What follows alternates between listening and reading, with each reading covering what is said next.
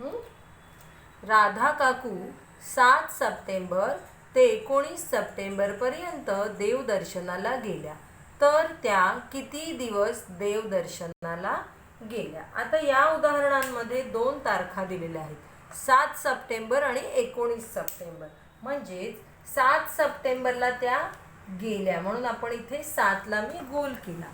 7 September ते 19 September म्हणजे इथपर्यंत त्या देवदर्शनाला गेल्या.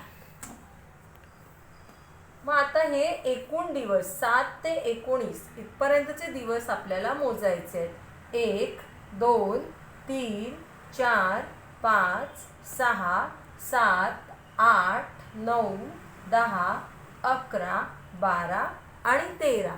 म्हणजे आपण इथे 7 पासून 19 पर्यंतचे प्रत्येक तारखेचे दिवस आपण मोजलेले आहेत.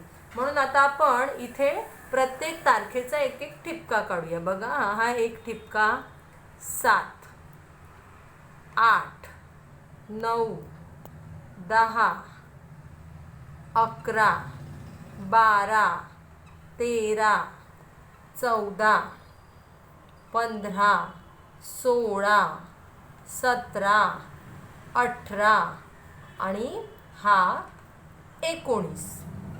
असे मी प्रत्येक तारखेचे ठिपके काढलेले आहेत. बघा, हा 7चा ठिपका, हा 8चा, हा 9चा, हा 10चा, हा 11 12 13 14 15 16 17 18 आणि 19. आता हे सगळे ठिपके मी मोजणार आहे.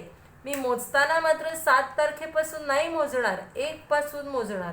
1 2 3 4 5 6 7 8 9 10 11 12 आणि हा एक दिवस 13.